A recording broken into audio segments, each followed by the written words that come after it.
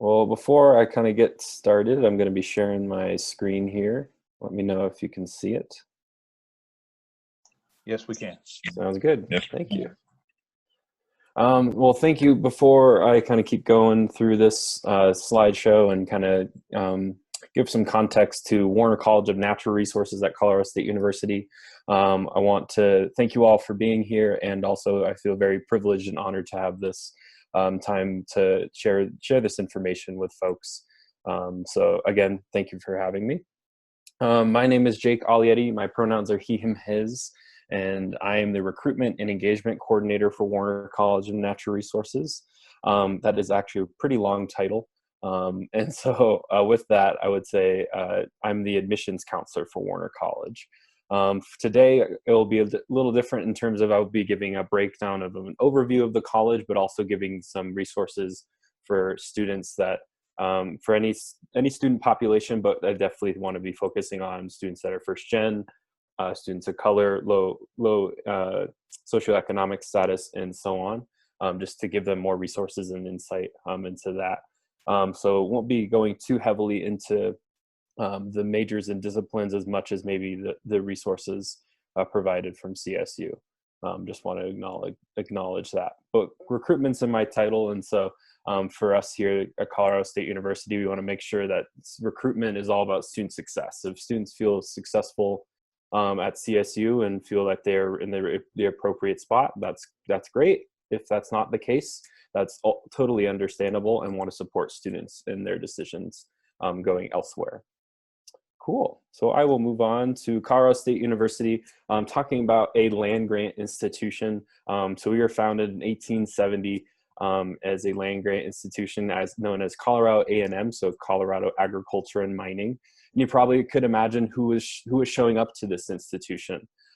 It was usually affluent white men. And so that's it's a good understanding to understand our history and where we're at, and so where we can be better and where we can move forward. And so that also means that we weren't as maybe open-minded and have as much, actually no diversity. And so actually what was stated by our former president, Dr. Tony Frank, is that CSU should be for an institution for everyone, every walk of, every student and every person of every background. And he also acknowledged that the foundings of this institution are the pillars of colonization and white supremacy and violence. And so want to really acknowledge that and make sure that that is there at the forefront of this understanding of the university, because that's kind of where we see our structures and how can we improve and make those more equitable ways in which we can give access to students and folks for this campus. I know that this virus and what's going on is unprecedented and difficult, but also want to make sure that we're talking about realistic occurrences as well as the different portions of our history. So I'll be moving on and giving a quick video. It's our CSU land acknowledgement from our Native American Task Force. Because we want to acknowledge kind of what the roots of this university was built upon. Let's see if I can hit it. There we go.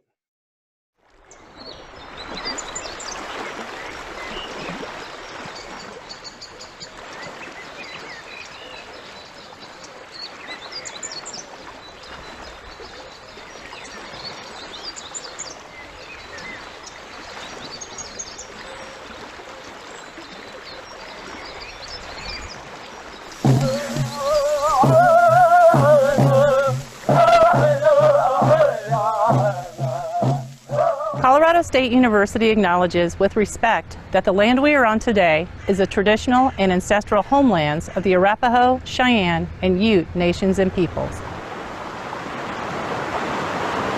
This was also a site of trade, gathering, and healing for numerous other Native nations.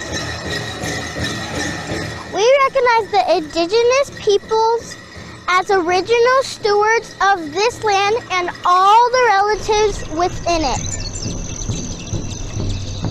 As these words of acknowledgement are spoken and heard, the ties nations have to their traditional homelands are renewed and reaffirmed. CSU is a land-grant institution, and we accept that our mission must encompass access to education and inclusion. And significantly, that our founding came at a dire cost to Native nations and peoples whose land this university was built upon.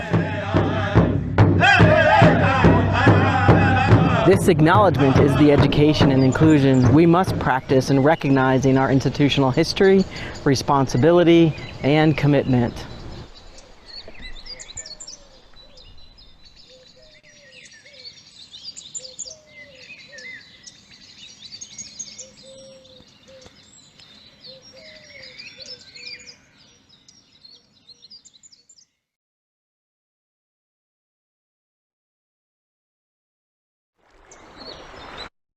Awesome. So just again want to show that video because it's really important to us here at CSU, as well as naming that natural resources. The origin of that was our native tribes and native indigenous communities, and so within that, showing that the adaptation and even appropriation of some of this work that we'll be showing you is also a good way to kind of critique different portions of our natural world and the ways in which we educate natural resources.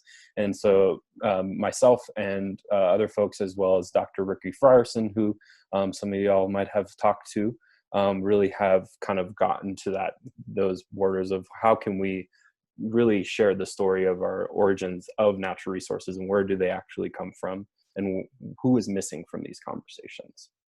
So with that, these are some aspirational values that CSU wants to uphold to make sure every student, faculty, staff member, and any community member is feeling safe, happy, and healthy. And so those are our principles of community. And so right where you see here, these are our students. These are our first year students. They're residential learning community students up at CSU's Mountain Campus. And they're roasting marshmallows, which is a pretty good way to make community up at the campus there. And so really good spot for students to continue that engagement and start to get to know each other. And this takes place every September for our residential learning communities. These are all students that are in the college with different majors, and CSU has a bunch of different residential learning communities, which I can answer questions about more in depth later. Oops. The keys are not working. So we'll keep moving on. Our community values are inclusion, integrity, respect, service, and social justice. So we know that students, as well as their families, as well as other folks in the community, spend a lot of time, money, and energy into the campus, and that's showing the investment of our campus. And so these values should encompass that, as well as make sure that, again, we are treating each other in an equitable way. So here are some facts and statistics. Not surprisingly, Colorado State University is a predominantly white institution, and so I want to give you some facts and numbers and kind of name some different dynamics and nuances to these statistics. So we are predominantly a Colorado campus, and so you see that 67% residents there for that. And then we also are a pretty high driving first generation student population. With actually the updated number is 26% instead of 25, but I think good numbers overall.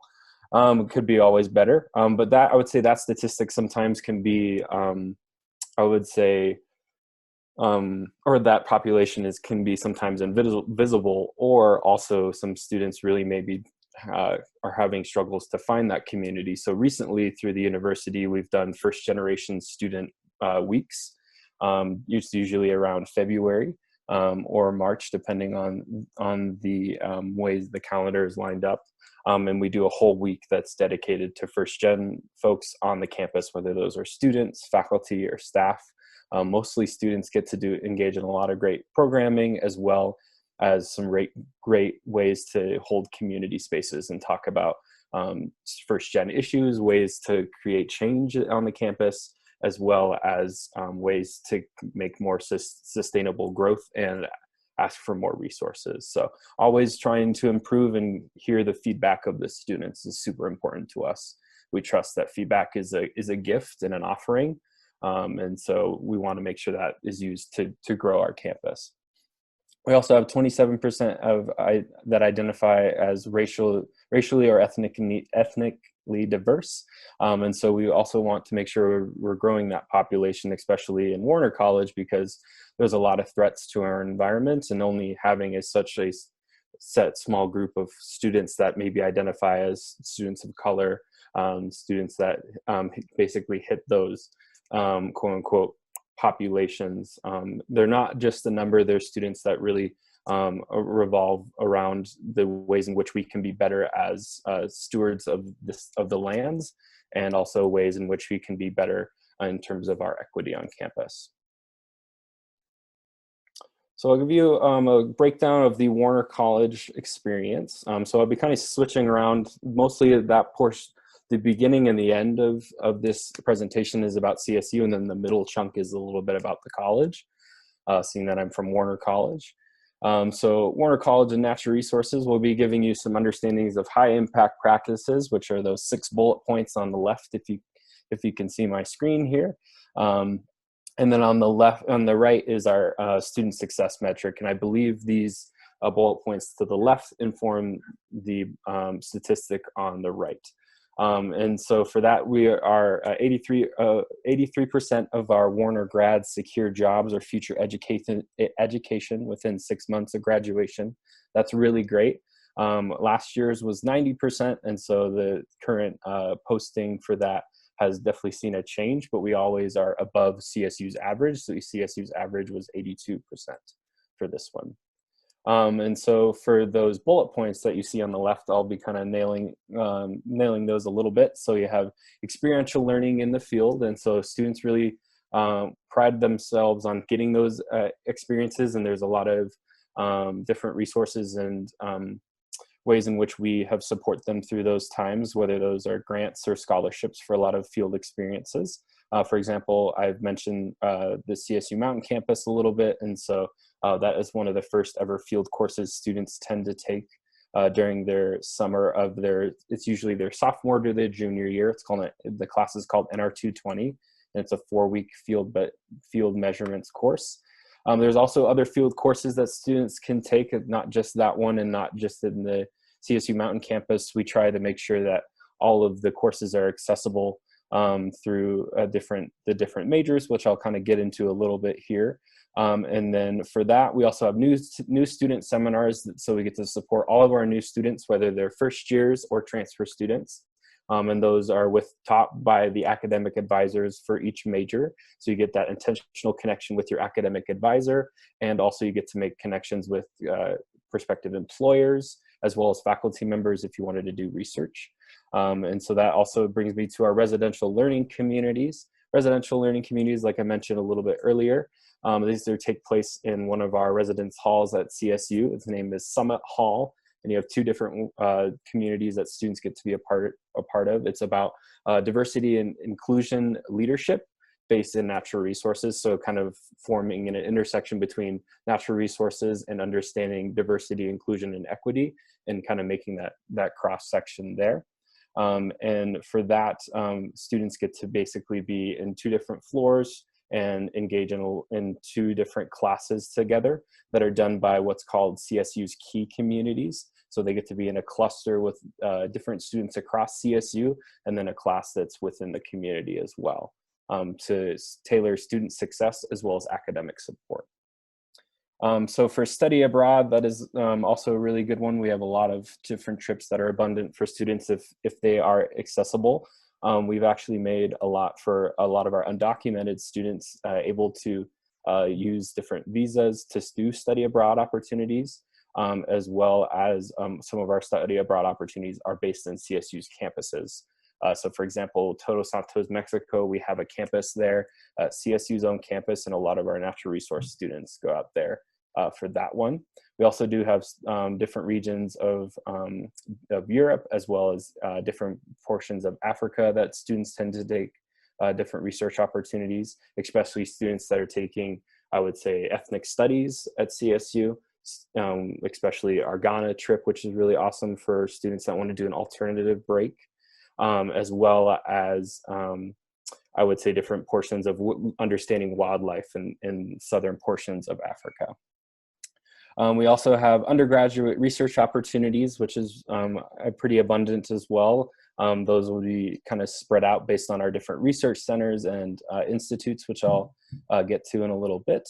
And then we also have internships. Students tend to take an internship pretty quickly right after their first year at CSU within the college. So students entering in their sophomore year might already be getting some internship experience, and our dedicated career counselors are there to support them with those options. So I'll give you a little bit of an introduction. So right here we have our academic departments for Warner College of Natural Resources that has ecosystem science and sustainability, fish, wildlife, conservation biology, forest and rangeland stewardship, geosciences, and human dimensions of natural resources. And then I'll name a couple institutes and centers and institutes for you, which is our Center for Environmental Management of Military Lands, which is CEML for short. So that's understanding the different portions of sustainability on the different basically lands that have been impacted by military or even military bases, for example. And because of our high population is our veterans in the college. So we have the highest at CSU. We also have in the Environmental Learning Center. So this is a really great opportunity for students to be paid hourly as undergrad students to educate students K through 12 in the Colorado system. So that would be basically having students come to CSU up in Fort Collins, or go into the Fort Collins area and do a lot of mentoring programs with them as well. So here are academic departments with those majors. I'll be going through these majors somewhat quickly, just to give more time for questions, and as well as kind of give some more resources of support.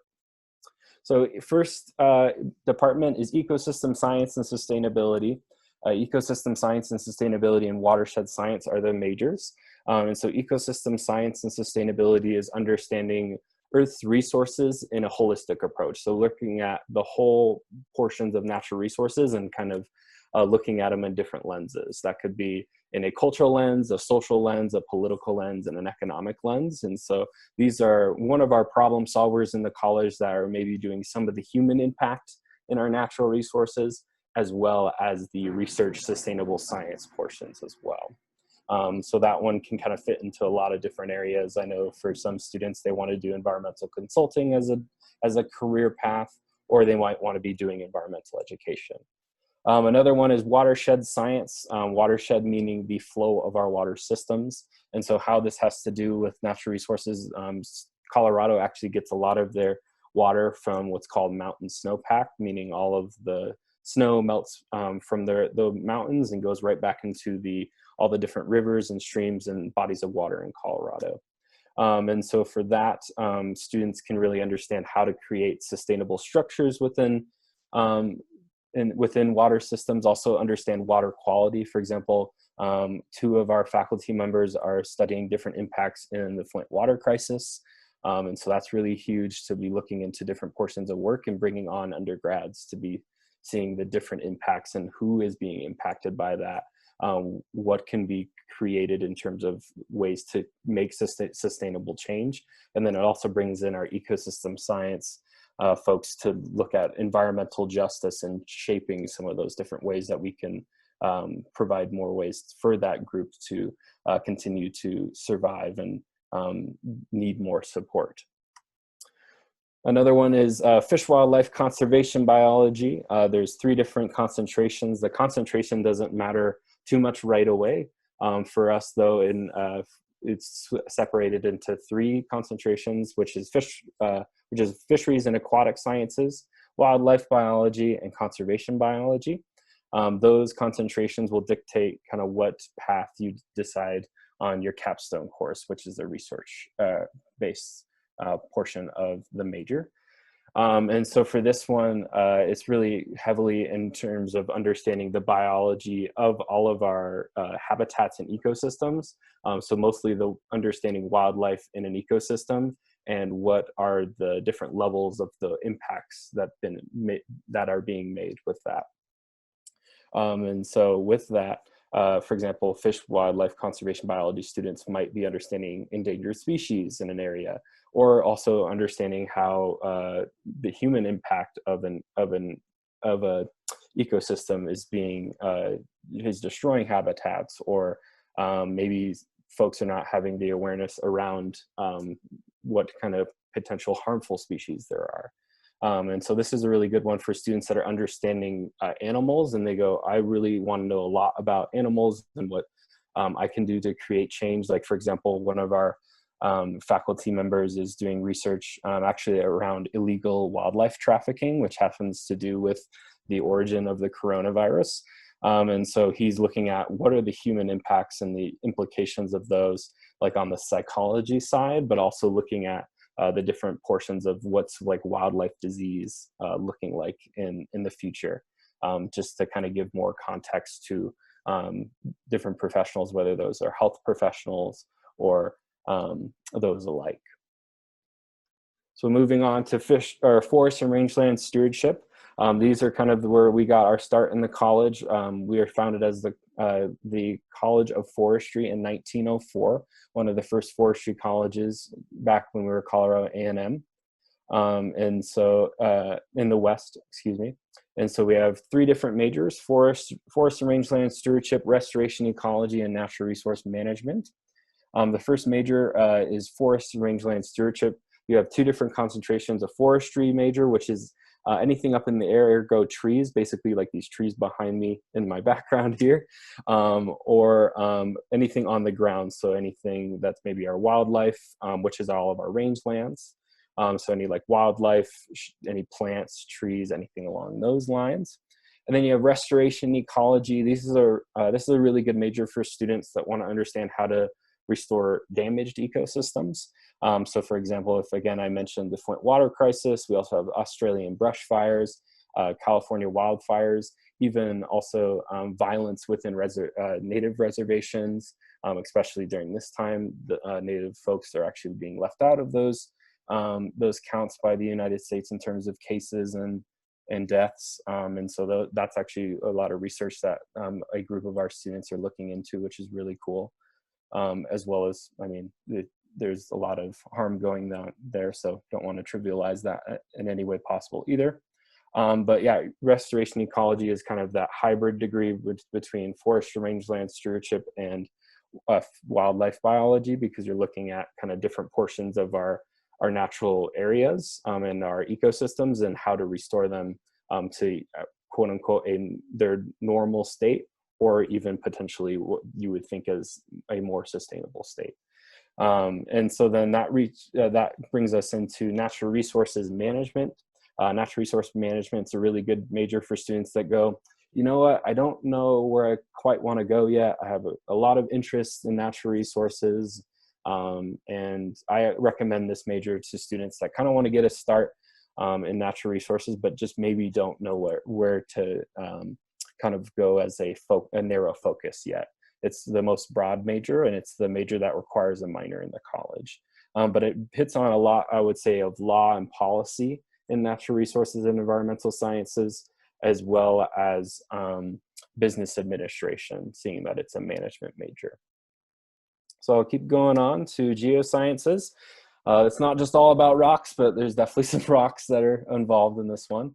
And so for this one, geosciences is understanding the different dimensions of our physical world and the physical aspects and the physical structures that turn into play with them. So you have 4 different concentrations: broad geology concentration, environmental geology that focuses on geohazards. Maybe that is actually a tsunami, that could be landslides, that could be flooding, volcanoes. Any student that's maybe grown up learning like different ways in which natural disasters occur, that's definitely a good one for that. I know there's not maybe a huge population of students who go, yeah, natural disasters, that's my jam. But we definitely see some students that said that's their interest. We also have geophysics, understanding the physical dimensions of how our Earth interacts. So if students are thinking of tectonic plates, learning that through a science class, that's a really big one to look into and see the different impacts of those tectonic plates. And then hydrogeology is understanding the water systems around our physical structures. So human dimensions of natural resources. This is the last department that I'll share with you all. You have the human dimensions of natural resources major and then natural resource tourism.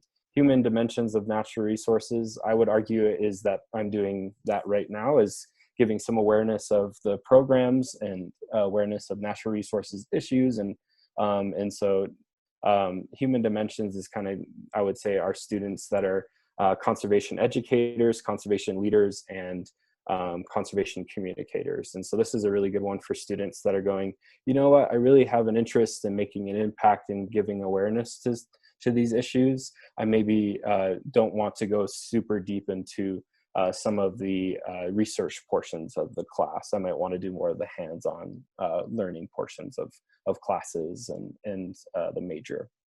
As well as natural resource tourism. This is more of, I would say, our entrepreneurial hospitality management degree. And so those are two different concentrations, natural resource tourism and then global tourism. Natural resources tourism is a little more US centric, focuses on United States based tourism practices and the flow of tourism, how to create more change in there. And then we also have our global tourism concentration, which is more of a global sense of what the tourism industry is looking like.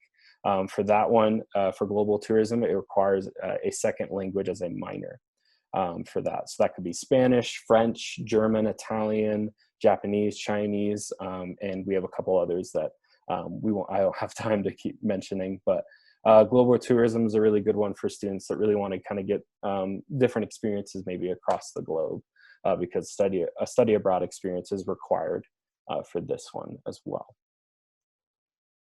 So then I'll talk about student support through CSU. This is a little more broad than the college, so thanks for bearing with me here. And so here are some different aspects of support. I'm going to name a couple. Career Center is really important to us, especially through the college, which I'll get into later. We also have Institute for Learning and Teaching. TILT is the acronym. CSU loves their acronyms, as I've been saying CSU, right? And so for us in TILT is a really great resource for tutoring and mentoring. But another great resource, which I will kind of break down later, is also Eagle Feather tutoring that's done by the Native American Cultural Center. And they have a lot of great tutors that work really closely with students one-on-one. And I feel I always hear that it's underutilized. And so we've been pushing from the college to make sure students are going to the Native American Cultural Center for that. They don't have to identify as Native American for it, and get the help that they deserve and need. I also want to mention a lot of these support measures. We also encourage students that are on track to do. We encourage students to potentially get ahead if they can. It's not just for students that maybe are feeling bogged down or struggling. Sometimes it's also about the students that feel like they might be excelling and want to continue to push that success. But as well as making sure that no student is being left behind. We also have our student diversity programs and services offices. As an undergrad student, you're probably looking going, wow, he looks pretty young. You would be correct. And so I actually, when I was an undergrad student, worked for SDPS, which is Student Diversity Programs and Services, as a peer educator. And these are great offices to be a part of and be understanding community in those different aspects. And they have really great resources, like I mentioned, at tutoring, but also mentoring programs and ways for students to get involved, which I'll break down because I have those offices broken down later in another slide. And then I also wanted to just mention some of our enrichment, like our President's Leadership Program is really good for students understanding leadership in a social change lens and understanding social justice on different levels. We also have our residential learning communities, and then our different honor societies and our academic support as well. So for student diversity programs and services, you have Asian Pacific American Cultural Center, Black African American Cultural Center, El Centro, Native American Cultural Center, Pride Resource Center, Student Disability Center, and Women and Gender Advocacy Center. The Asian Pacific American Cultural Center has a really great resource for students that are Asian Pacific Islander or Desi American that maybe want support and have some really great ways of doing that. They have a weekly or a bi-weekly talk called Shy to Understand, where they talk a lot about different issues around Asian Pacific American and Desi American identity. And what are impacts that are going for that. Black African American Cultural Center has some really great programs and ways that Black students and African American students can get involved. And so that can be our Black Students Alliance. That also could be New United Men of Color or United Women of Color. We also have within the Black Student Alliance, they cover what's called Real Talk. And so those are a monthly talk where students from all around the community can engage in topics that are centered around, usually it's around Black African American mental health, certain issues happening, especially like police brutality and violence going on, and real ways to create a community and create a dialogue there. El Centro also has different mentoring and tutoring programs, same with the Native American Cultural Center. We also have Women's Circle for Native American Cultural Center for women who identify as Native American to create community. We also have a Pride Resource Center. So we have students that, for example, in our college, we have what's called Out in STEM. So for any students in the LGBTQ+ community, they have a club to kind of understand what it means to be a scientist and a science student, with also having an identity of being part of the queer community. And so we also have Student Disability Center that gives us a lot of great accommodations for students, whether that's more time on a test, more access to notes, or maybe needing extensions on assignments. You don't have to identify as a disability to use their accommodations, which is great, but they sometimes will be a little more limited if you don't identify as someone who has a disability. The Women and Gender Advocacy Center is an office I worked for again with all of these other ones. And so this is giving resources and support for students that have experienced interpersonal violence on campus. So that is sexual assault, stalking, and relationship violence. So moving on, talking about scholarships. And so here are some two big ones we tend to talk about at CSU, which is WUI. So it's Western Undergrad Exchange. And so this whole map that you see in front of you on the left is who qualifies for that. WUI gives you 1.5 in-state tuition, so a little more than in-state tuition, but lower than out-of-state tuition. The average cost comes out to be $30,000 for that. And then on the right, we have our merit-based scholarships that are broken down by ACT, SAT scores, as well as weighted GPA.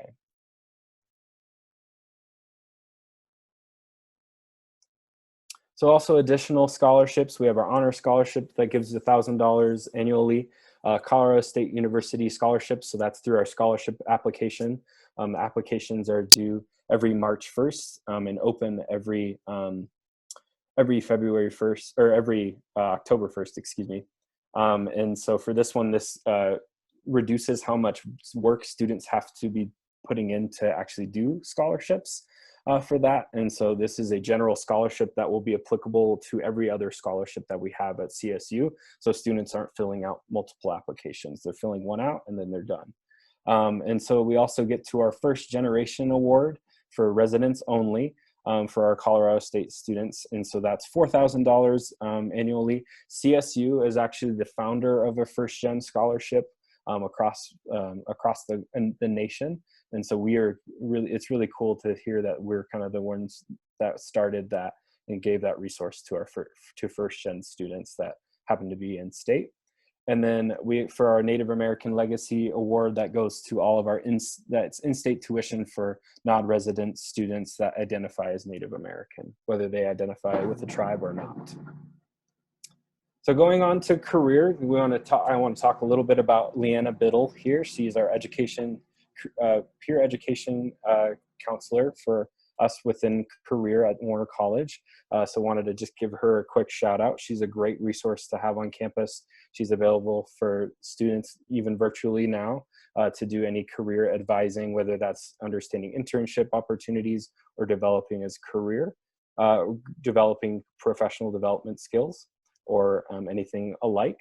So here are some of those services: advising in career exploration, career path handouts for all of our majors in the college, as well as helping secure internships with agencies and industry within the college. And we've made a lot of intentional connections within that as well. So this is the time to ask any questions, and hopefully I'll be able to answer them.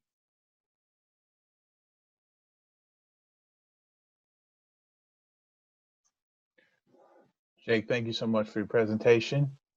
And let's see, I think many of the folks are on mute, so we'll give them some time to come off and they can ask you questions if they have any. Awesome, thank you.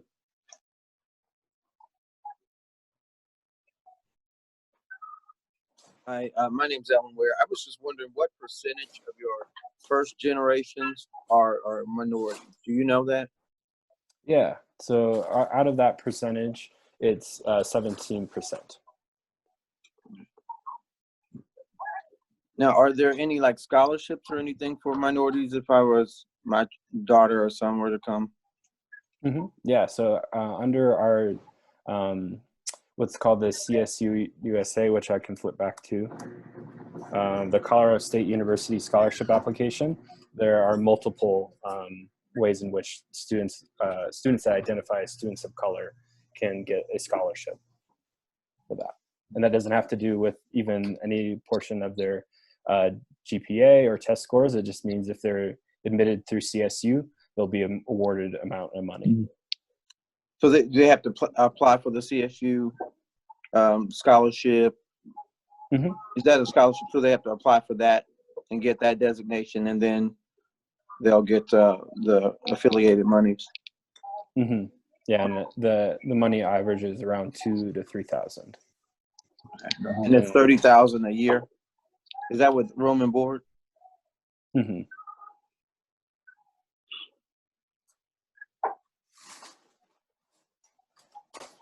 That's all I have. Thanks.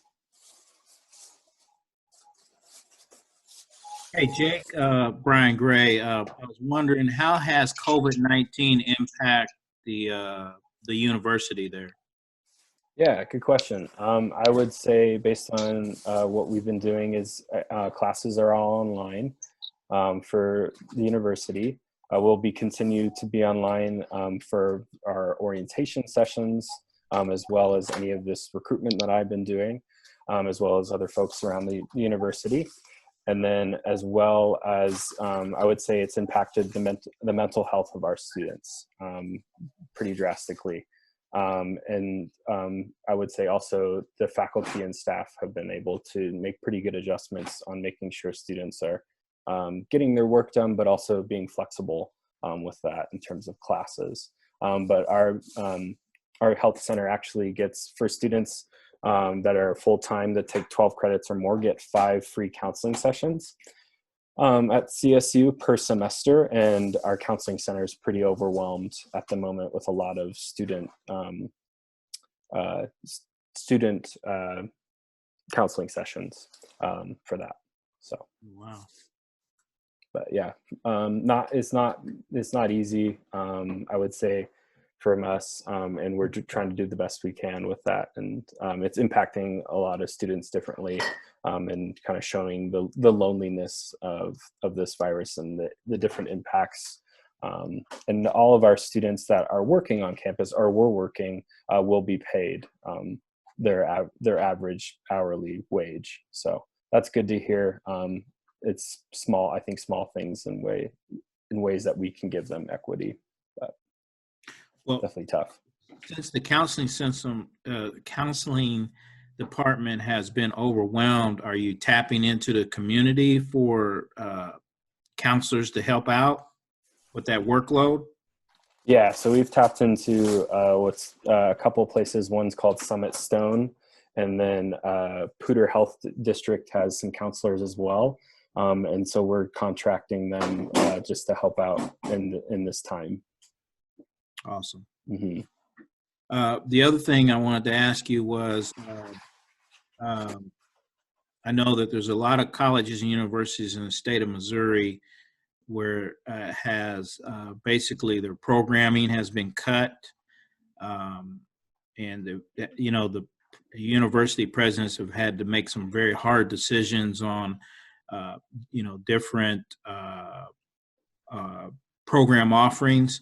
Is that occurring there at CSU and maybe some of the colleges and universities in the state of Colorado? Yeah, I would say for CSU, it's the budget will be impacted.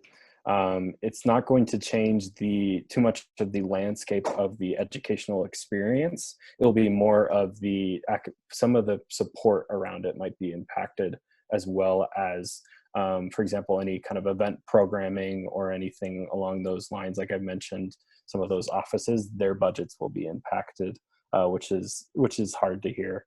And so I would say for that's where we're at. But for example, I heard someone mention CU, so University of Colorado in Boulder.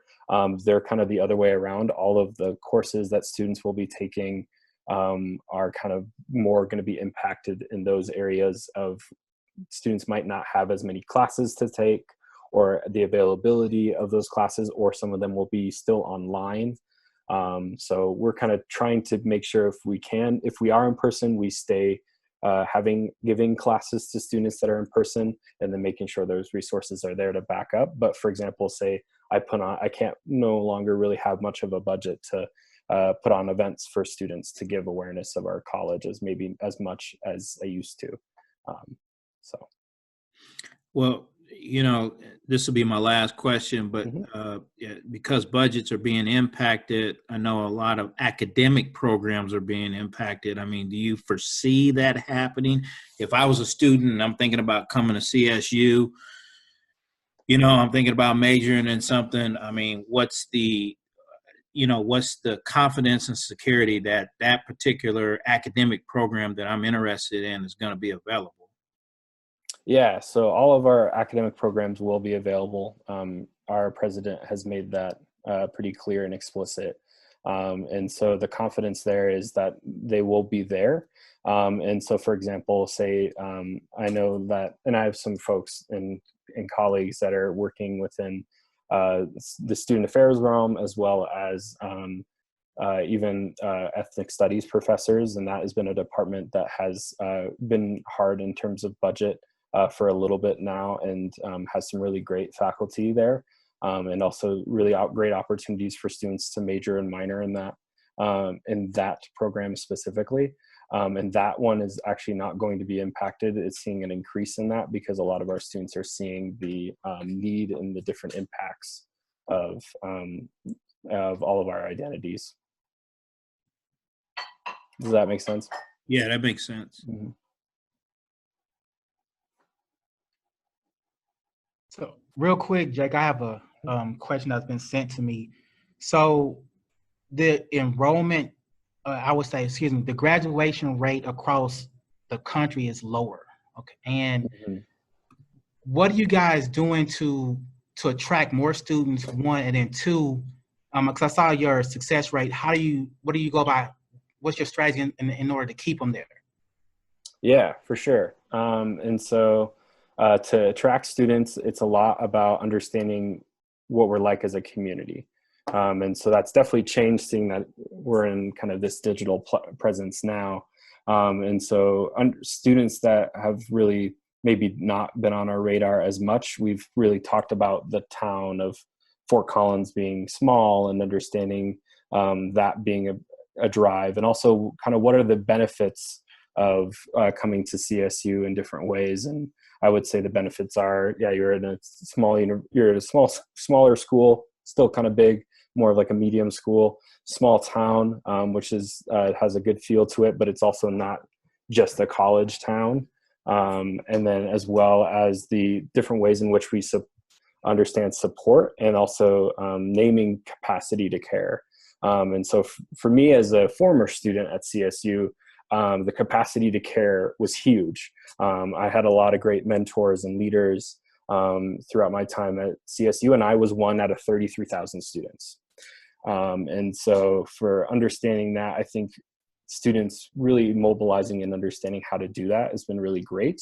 And also understanding how to create change and improve the campus has really we've done a better job of understanding that, and how to ask more about feedback from students, or how can we support them in these hard times. And the retention rates are going to be lower just because of the impacts of this virus. But the ways in which we've dealt with retention is these high impact practices, like I mentioned, but also understanding that the metrics of student success look kind of different. And I'm trying to articulate this best I can with that. And so the understanding of that, like, students are not just a number, and being more intentional about getting outreach from their academic advisor, academic support.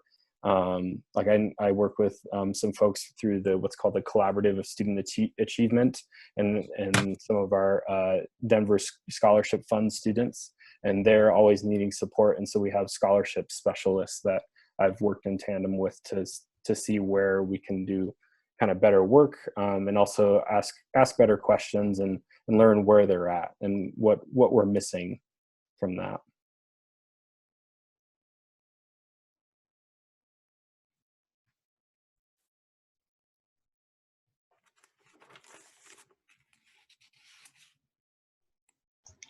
And I'm curious, another one, as far as your scholarships. You mentioned your scholarships, and Mr. Gray had mentioned how COVID-19 is impacting your school. Well, I know across the board, as you mentioned, that it's impacting the budget. So in that case, is your alumni stepping up, and what kind of suggestions are they bringing to the table to increase revenue streams?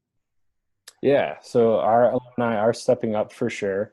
We actually asked this last Tuesday for all of our alums to see what they give us, if they could give us a donation. If not, they would give us input on how we should be supporting our current students during this time. And we got a lot of really good responses. I had talked to a colleague, his name is Matt Flick from the Alumni Association. He does all the communications for them. And he's got a lot of different emails saying students should be, if they can, being connected with those students. They should also be professors and faculty members should be limiting ways in which students can limit their screen time, because screen fatigue is huge right now, especially at CSU. I know around the globe, I bet that's definitely real. And then I would also say the ways in which we're engaging our students on a virtual level has gone really well. And so, for example, all of the career resources from the Career Center are there. All of our academic support portions are there, which can be helpful. And then also for financial aid, we actually have increased, we've increased the budget that they've gotten, because we know that enrollment is impacting our budget. And so the more we can give for financial aid, the more we will be able to get kind of back to what we think is quote unquote normal in terms of enrollment, which it won't be in a very long time or ever for that. So our financial, like you asked about scholarships will actually generate more increased revenue, because a lot of faculty and donors and alumni are contributing to different scholarships.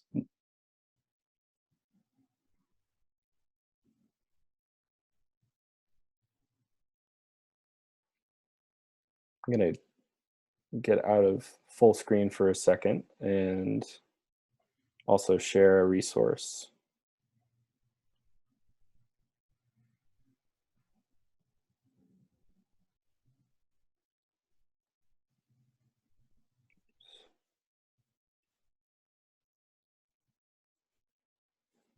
But feel free to keep asking questions while I'm doing this.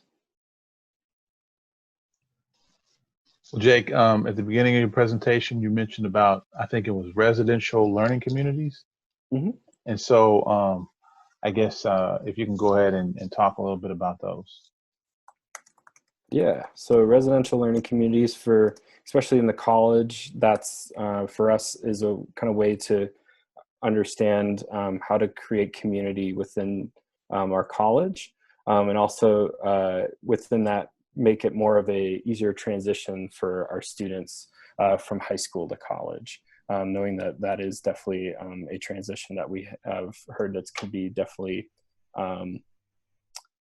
impactful for students. And so that's where we see a lot of some growth, but there's also different ones for all of our colleges. And then we also have one that's very general through CSU, which is called Key Communities. And that's taken place in one of the residence halls that's closest to all of the classes on campus, which is called Braden Hall. It's a really great community for students that have different aspirations to maybe explore majors, maybe needing academic support, as well as wanting to do community service or looking into professional development. So there's and also leadership.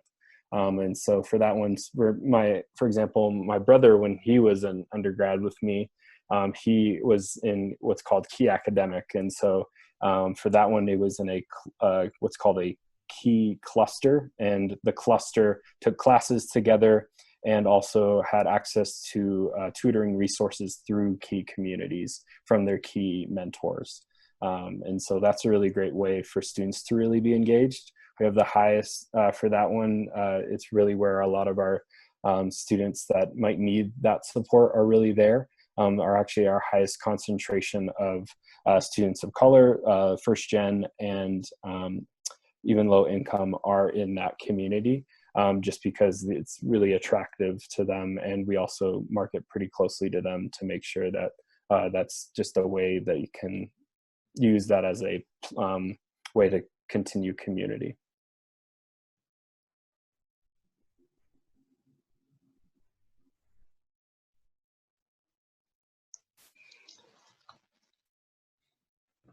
Awesome.